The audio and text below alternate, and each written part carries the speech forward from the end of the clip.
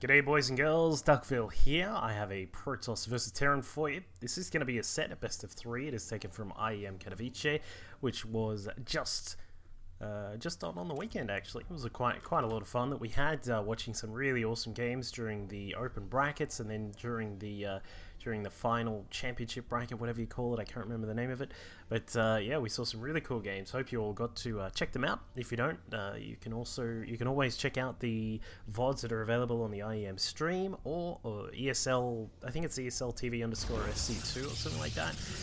Alternatively, for the games that weren't broadcast, I'm going to do a couple of these casts and chuck them up on YouTube so you can have a look at what some of the other players are doing during the opening bracket. The open bracket, sorry. And what we're going to have a look at here is a Protoss vs Terran on Altazim Stronghold. We're going to do the entire set, so if it goes to 3, we're going to do the whole thing, because it does include one of my favorite players here at the top right hand side. As the blue Protoss player recently recruited to Team Liquid, it is Mana. Now Mana, of course, is a Polish Protoss player, so he's playing in front of his home crowd, which would have been quite awesome. Playing on your own home turf, I bet that's quite a nice little boost. But yeah, we'll have to see what he's going to do, because his opponent down here is no slouch himself as the red Terran player for Team AT Gaming. It is uThermal. Now, uThermal is a Dutch Terran player who did really well in the WCS 2012 in the Nationals for Netherlands, where he took on Poyo and Rainman, beat those two guys, and then unfortunately went down to Grubby, who of course is one of the great players from the Netherlands, and also Rhett beat him, I think it was like 2-1 or something like that. It was a really close set, but no... definitely not the easiest of games for those players, because uThermal is a damn good player. This will be an interesting one because, of course, he was formerly a Protoss player, so he will know some of the ins and outs of how to deal with the Protoss, I suppose you could say, some of the various little things that you can deal with. But opening up here for uThermal is going to be a CC first, followed up by the double racks. Mana's going to spot this. He's going to see the 2 racks and say, alright, looking at the timing of this, I know that it is going to be a CC first. He doesn't even need to check it down there. You can sort of just assume that it's there unless something weird is going on. I suppose it could be like a randomly proxy building or something like that, but no, he's going to double check now, just make sure. So he does know that there is going to be a nice economy boost for our Terran player very soon.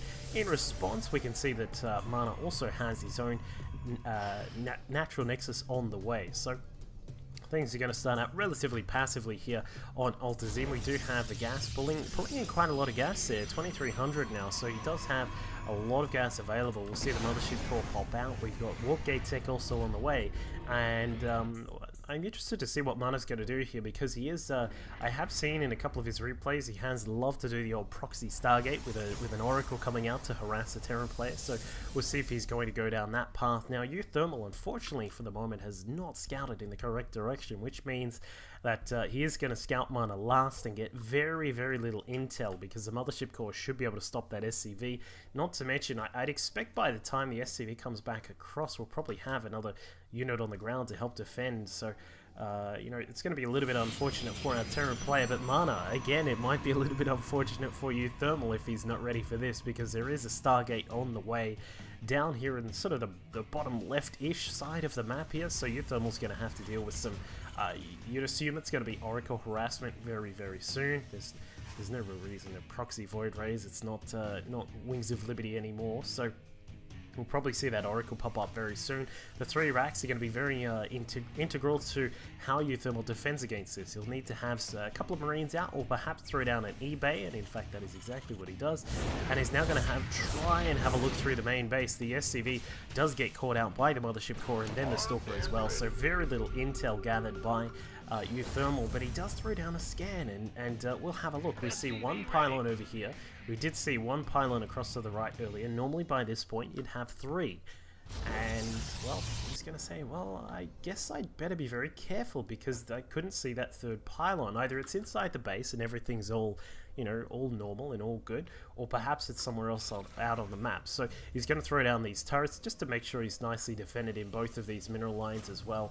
and keep things in check, because you just don't want to get caught out by an Oracle. It will just absolutely murder everything if they get in there unimpeded, and in fact Mana is now on the way. He's going to be scouting through firstly just to see what's happening. If he can see a turret, then he'll probably back off pretty quickly. There you go, nice little bit of micro here from Mana. Takes out one of those SCVs, gets Marine 1, 2, 3. Does he get a fourth? Yes, he does. Actually grabs 4 of those Marines. Goes for a third SCV, but unfortunately he leaves it there on 10 health. So that guy is going to be very, very lucky to be alive right now.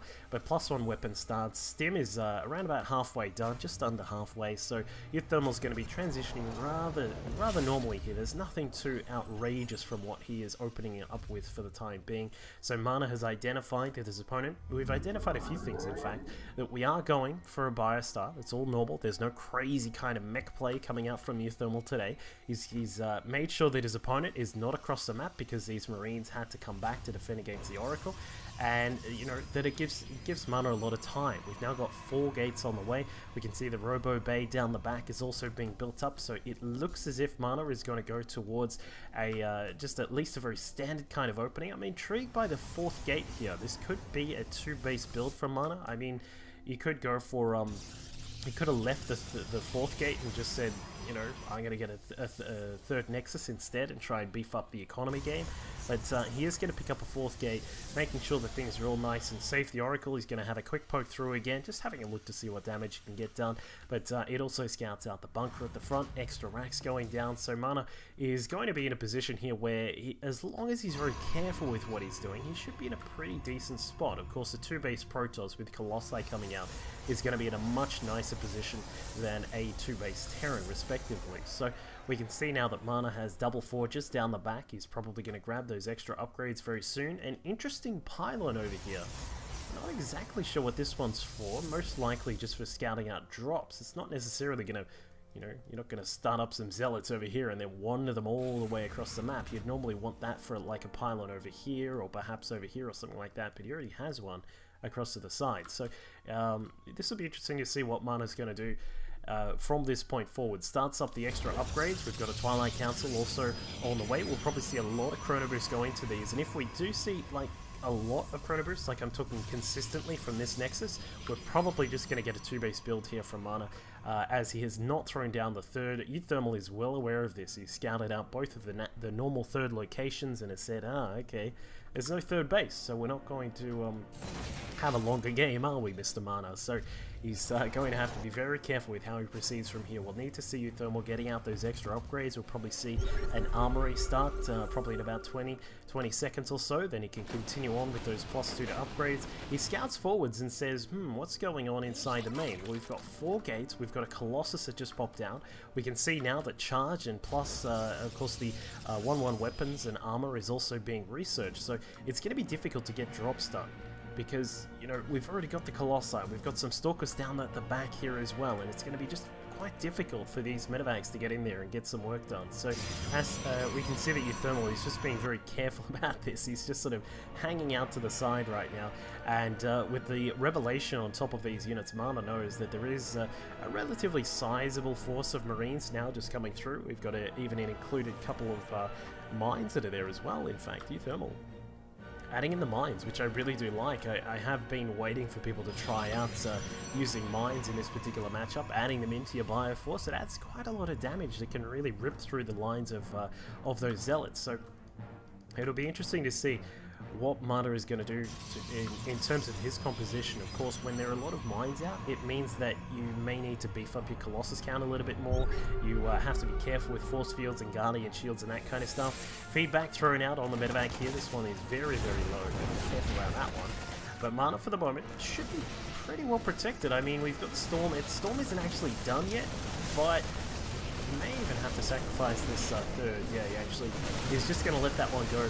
Widow Mines are going to protect the side over here as well, and Mana's going to be in a kind of an awkward position when it comes to moving out. You can try and march down this ramp. These Widow Mines are going to splash all over any of these units that jump up to this position, so has to be very careful. The uThermal is going to continue to push forwards. There are a couple of Vikings here to try and deal with the Colossi, but it's only 2, and the Storm is going to be available in just a second.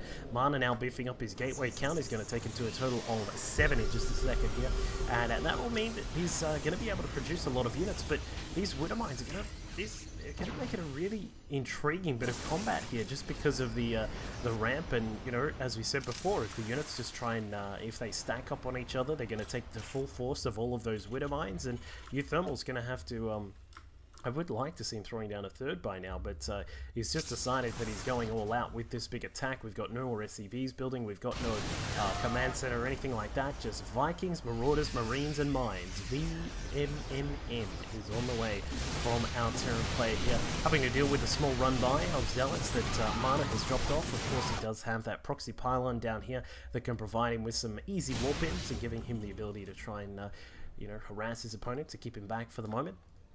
But as we can see, Mana is still kept up here in his 2 bases, which, given that he's able to chrono boost out these 2/2 upgrades, and also he's chrono boosting out the extended thermal lance, which was just a little bit late, but he's not gonna be too sad about this situation here. As we can see, because uThermal's 3rd is so late, it means that they're on even bases for the moment, and that's not going to worry the Protoss player too much. It puts you in a relatively good position if you can get those upgrades rolling and catch a Storm like that. Beautifully done by Mana, knocking down the health on some of these units that were at the front door.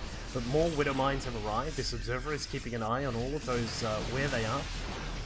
And uThermal continues to stream up these units here, just relentless with his pressure at the front door. But as soon as his 2/2 and the extended thermal lance completes, I really feel like Mana's just going to bust out. He's going to drop down a Storm on just probably, we'll probably see him put it down like here and here. He knows that the Widow Mines are there. It'd be a good spot to put them down. As long as these Vikings are kept in check, I think that he's going to be able to at least bust out. He may not necessarily be able to roll out of you know, roll out and kill his opponent straight away. But here we go.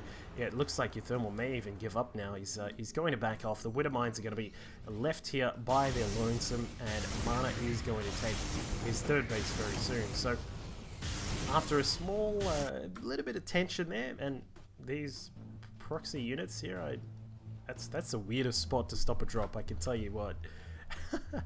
I've never really seen someone put it in that kind of position or something like that. But we will get a Warp Prism now coming out from Mana. Looks like he wants to head across and get some damage done. +3 to armor on the way. We can see that Blink and Charge will be done very soon. Mana will be sitting in a very comfortable position. He's got Storm, he's got a couple of Colossi. We've got lots of Zealots on the ground in his main force right now. And for uThermal, as we can see, his upgrades lagging behind a little bit. We're on 1-1 at the moment. We still have to get some more units out to make this composition a little bit tougher. So he is going for some Hellbats, as they will be able to provide a little bit of splash damage against these Zealots. So it'd be nice to have them on the front lines, but I kind of feel like this is going to be very, very dangerous for uThermal right now, as there is going to be a Warp Prism now making its way across. It looks like it is going to go in towards the natural base and try and drop off some units here. And uThermal now pushing forwards. Is he going to be able to get much done? I don't really think so. There's too much Storm, there's too much AoE power here for our Terran player to be able to get anything done. He scans across, sees what's there. Zealots will now jump into the natural base, and there is almost nothing at home. There's a few units out the front of the 3rd base, but uThermal forced to abandon this natural base. The Zealots are going to run rampant through here. We can see that the Vikings will be able to force out the Warp Prism for now, but the Storms are just getting so much done. uThermal just a little bit impatient right now, and he knows that he's kind of behind the 8 ball at this point. The Vikings getting well, not too much done. There's no Colossi over there, but a Storm coming in, and uThermal will tap out. Very, I guess, a very decisive game from Mana. Not being too, I guess, aggressive. He knew that he was locked in. He knew that he was locked in this position. No need to rush out. Get your extended thermal lance. Get a couple of Colossi, 2/2, and then slowly bust down. And he did that really well. So we'll go into game number 2 in just a second and see if uThermal can bring it back. Here, as you can see, 47 damage to bio units, and then the 34 damage against other standard targets. His Storms have also been wonderful, just spreading them out across the battlefield, doing really nicely there. And for Minigun, he's been sticking with a much more